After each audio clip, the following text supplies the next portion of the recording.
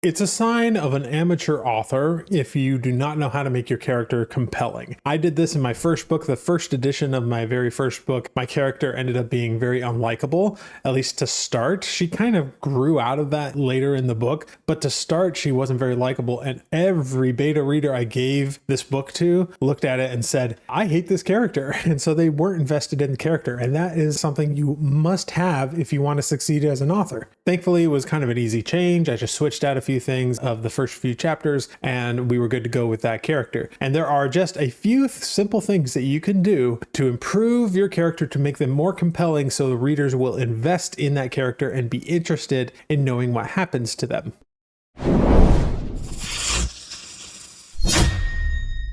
Now, you may have heard of the term save the cat. It's the title of the book by Blake Snyder, and it's one of the principles taught inside of that book. And a lot of people really do not understand what it means. They think they do, but they don't. The term save the cat is a shorthand for do something that makes the character compelling, which might include an act of kindness like saving a cat out of a tree. But saving the cat is only just one way to make somebody compelling, by making them likable. But there are other ways that don't involve likability at all that do the same thing. And Blake Snyder talks about some of these in his book. So I know that he isn't just talking about making the character likable. He talks a lot about other ways to make very unlikable characters compelling, even if they are not a character that does anything good in terms of saving a cat out of a tree type of a thing. And even pulpy novels that are more plot focused and less character focused have at least one of the methods that I'm going to talk to you about today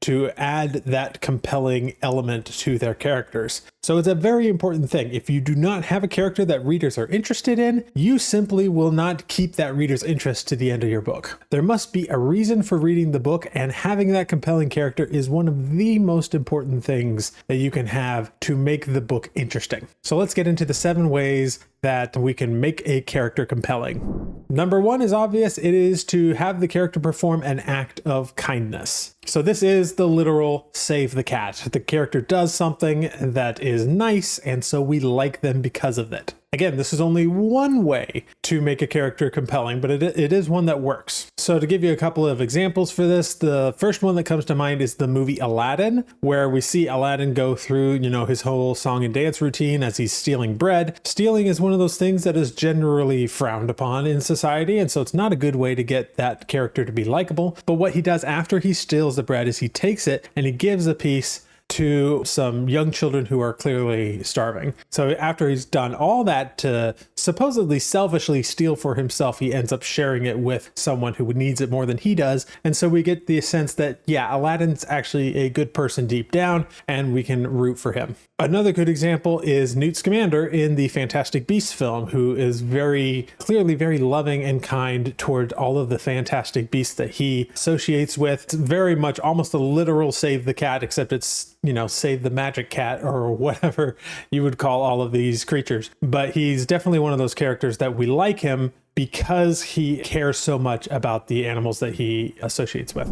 Now, before I go any further, I want to also point out that a lot of these, you can do more than one in a particular story, and many of them do. And I will point out some of these as we go along. But the second way that you can make a character compelling is demonstrating some kind of either humor or vulnerability or both. We, in general, like people who are humorous. We associate it with higher levels of intelligence. And vulnerability is also something that we appreciate because it shows maturity. So a good example of the former is Tony Stark in the Iron Man and Avengers movies. He's a very humorous guy. He's comfortable in his own skin. And even though he starts out most of the Iron Man and the early Avengers films as kind of a jerk and not a really good person, we still are compelled by him because of his attitude that he has. Another good example to keep with the superhero theme is Peter Parker in most of the Spider-Man films. Spider-Man is generally a very humorous character, especially when he's out there taking down criminals and things like that. He always injects a little bit of humor into that, but he's also a very vulnerable character. He has a lot of problems that he deals with. He has a lot of mental issues. He's a high school kid, for crying out loud. And especially in the Tom Holland films, you get a lot of a sense of that vulnerability that he has by just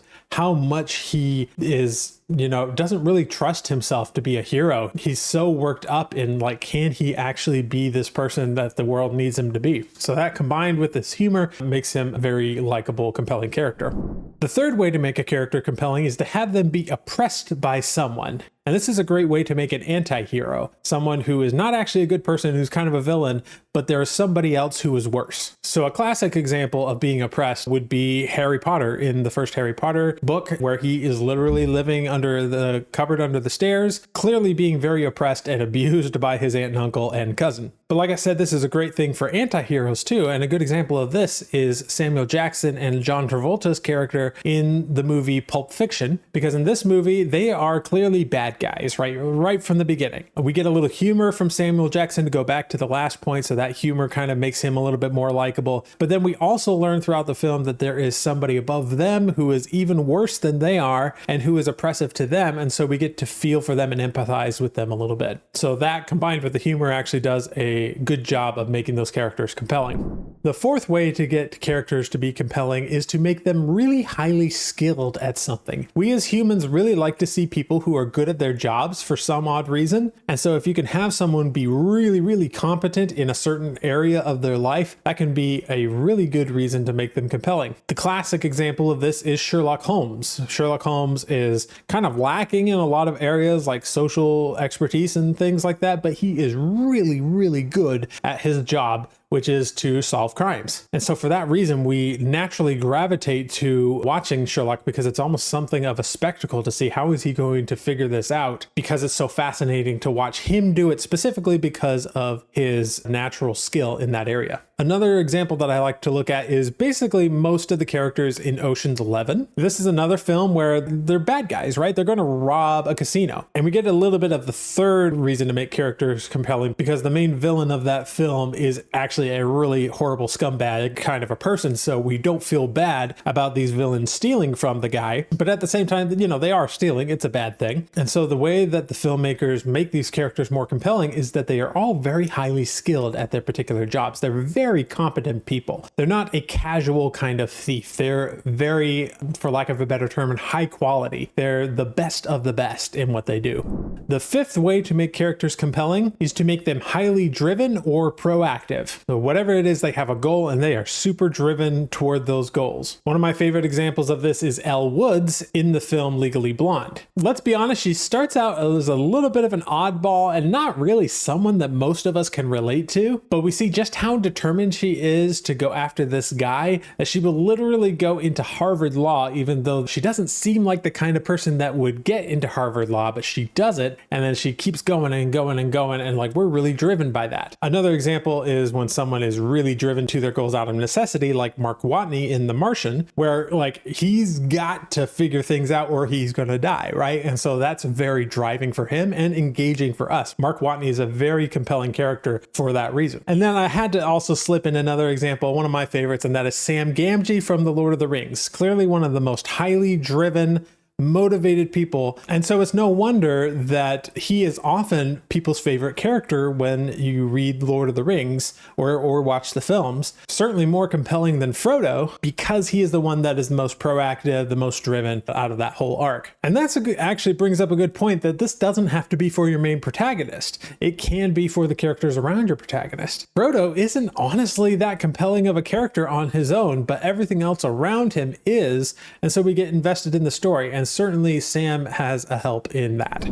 The sixth way to make a character compelling is to make them loved or respected by people we love and respect. So this is a good way for an anti-hero to get a little redemption, so to speak, is we realize that somebody that we can kind of see and trust and respect trusts them and loves them. My favorite example of this is Snape in the Harry Potter series. For the longest time, Snape just seems like a villain, but the whole time through that entire experience, we know that he is trusted by Dumbledore. And so there's that little bit of hesitation, even though we really want to hate Snape the whole time, there's that hesitation that that Dumbledore likes him, he's okay. And actually Snape is one very, very compelling character, even though he's kind of easy to hate on. And especially once you know the reason why Dumbledore trusts him at the end, that even makes him more compelling because you can empathize with it. Another good example of this is Gregory House in the TV show House MD, where the guy is pretty much a jerk. He is really skilled at his job, so he's got that going for him. He's kind of the Sherlock of the medicine world. But another thing that they do to make him likable is, first of all, he's well respected by his team, as much of an oddball as he is. We also have the character of Wilson, who acts as that friend. He's clearly a friend with House, and that relationship does a lot for the audience to say, hey, this guy does actually have friends, and so maybe we can invest ourselves a little bit more in his character. But again, this is a good example of having more than one thing going for him. He's got the hyper competence in his field, but he also has the friend in Wilson to help us like him. Okay, last but not least, we have the seventh way to make characters compelling, and that is to put them through an experience that we can empathize with. So this is most of the main characters in Jane Austen novels, and honestly most romance novels in general. Most of us, some point in our life, have sought out love and not been able to get it, or been in awkward situations with love and romance and societal expectations and family expectations, all of these things that are very common in Jane Austen's novels and in romance in general. Those are all things that most of us can relate to. And so it's no wonder that Jane Austen's novels are insanely popular, because the protagonists are all pretty relatable at some level, even though that, the setting is several hundred years ago. To use a different example, a very different example, we can look at Walter White in the show Breaking Bad. When that show starts out,